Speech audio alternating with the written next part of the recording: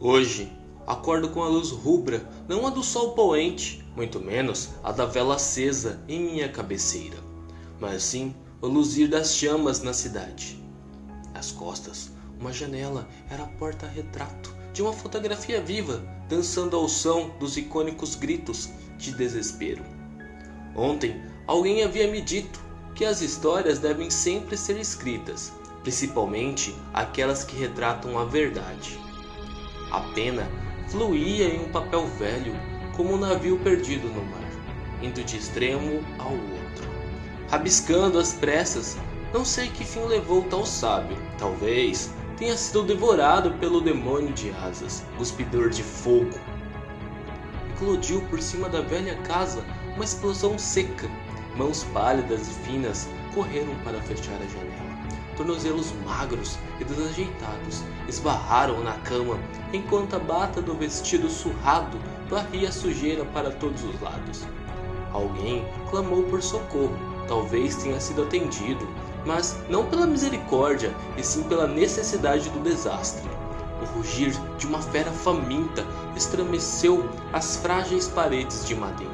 Ripas envergadas e tortas, presas por pregos enferrujados e amarras de uma fina corda prestes a se romper. Decoração acelerado, retornou à cadeira, sentou-se e, como se tivesse se lembrado de algo, passou a anotar rápido antes que esquecesse. Há 2 anos atrás, na véspera do equinócio de inverno, quando as primeiras flores se recolheram e as folhas escureceram, ele veio, não por terra, muito menos por mar, mas sim pelo ar. Lembrou-me um pássaro distante. Ao se aproximar, pude sentir o terror em seu aroma. Era como cheirar aço derretido. O sol despontava no horizonte, brilhando como uma pérola manchada. Nuvens salpicavam o céu, o branco misturado ao anil. Ainda assim, havia poucas estrelas tateando o paraíso. Tomei Calidra pela mão e fugimos, não pelo desespero dela, mas sim pelo meu. Ela me acompanhava sem entender nada, ritmada por minhas pernas, ditando uma feroz regra. O vento vinha da esquerda, de sopro morno, sentia lufada como fogo na carne. Joguei-me sobre minha companheira. Ambas encontramos na lama o frescor que não havia no ar. Me recusei a erguer os olhos. O inferno queimava sobre nós, destruindo as plantações. Assim que me ergui com cautela, percebi que tudo ardia. Ao som de sinos vieram homens armados de lanças, espadas e cota de malha. Cada elmo dispunha de uma pena curta, esverdeada, de tornozelos nus, marchavam contra o fogo que ainda resistia sobre o trigo. Ouvi seus gritos, eram tantos gritando ao mesmo tempo, batendo os pés com força, marchando em uníssono, como um único ser de mente e corpo. Vozes únicas e misturadas. Foi aí que senti meu peito inflamar. Percebi que Calidra compartilhava do mesmo sentimento. Uma única voz rompeu a marcha, surgiu por cima da cantoria de guerra. Vá, criatura do fogo, deixe estas terras onde o inverno se aproxima. O sol refletiu o ouro de sua couraça e o vermelho dos olhos. Maior que todas as árvores do bosque de Tuliatar, reunidas era o dragão com suas asas abertas. Diga a seu mestre que a casa de Lorator está fora de seus domínios. A possante voz do cavaleiro culminou no trovejar. Eu não havia notado que nuvens tempestuosas cercavam a serpente alada.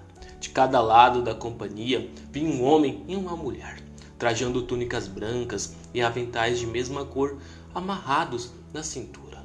Cruzavam os braços no peito, da mesma forma que fazemos com os mortos. Em uma das mãos, na direita, portavam um rosário negro, feito de seixos, o tipo de pedra encontrada apenas no fundo dos lagos, no sopé de vulcões. Agora vá, criatura do miasma, volte ao abismo, morada de seu mestre, o senhor de um olho só, o caolho. O dragão rugiu como uma besta, mas não havia poder mais em sua cólera.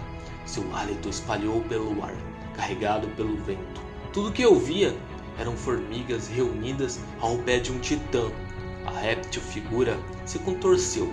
O par de asas murcharam e o brilho de suas escamas se apagaram. Entre as nuvens escorregou a primeira gota de chuva. Junto a ela veio a luz parda, clareou e aqueceu cada gota.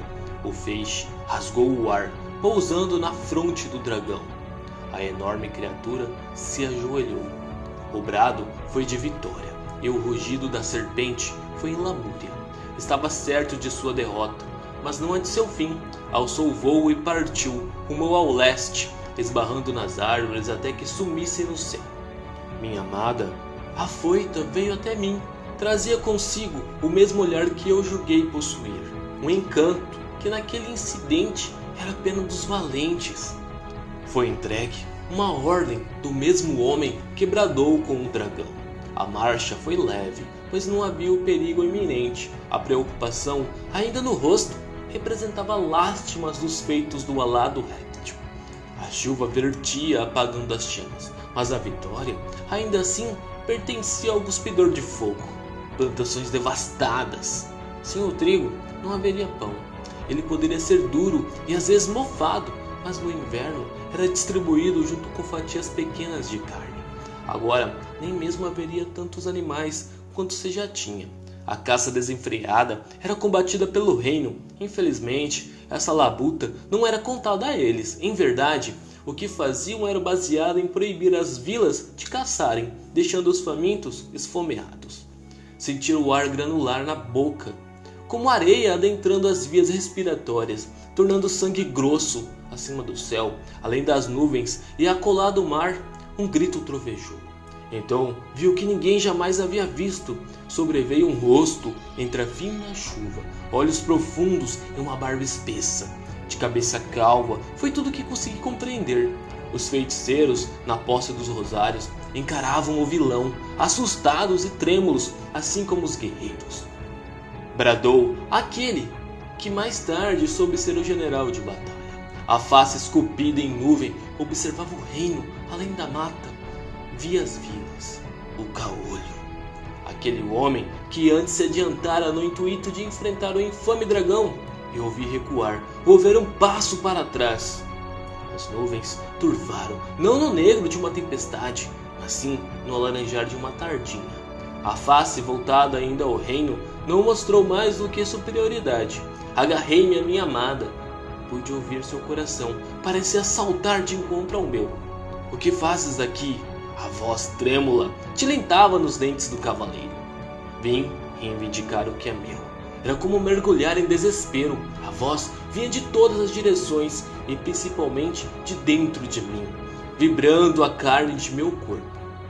As terras de vossa majestade não passam de meu quintal. Então agora eu as proclamo, mas sinta minha bondade. Sou justo até mesmo com os injustos. Gargalhou como um homem velho. Daqui a 2 anos, nesta mesma data, no equinócio de inverno, este é o prazo que forneço de bom grado a vocês pequeninos. Está louco, vilão? As terras de nosso reino pertencem apenas ao rei. Como um mar revoltoso, o céu o copiou. Assim foi ao vento sibilando cantigas tão antigas. O ar fervia e estalava. De leste a oeste, a terra tremeu. A face do caolho tornou-se fogo. De sua boca aberta escorria rocha derretida. Por onde caiu, vida jamais prosperou. Minguou, restando apenas o fedor de ovos cozidos e repolho, exalando eternamente no lago de fogo. Em prece, os magos da corte esticaram suas mãos. O rosário negro brilhou como joia polida, envolvidos por uma luz esverdeada, cobrindo a flora. Pela primeira vez, a face esculpida em nuvens deliberou a atenção, antes reservada além da mata, ao pequeno grupo. Essa é a magia de seu povo?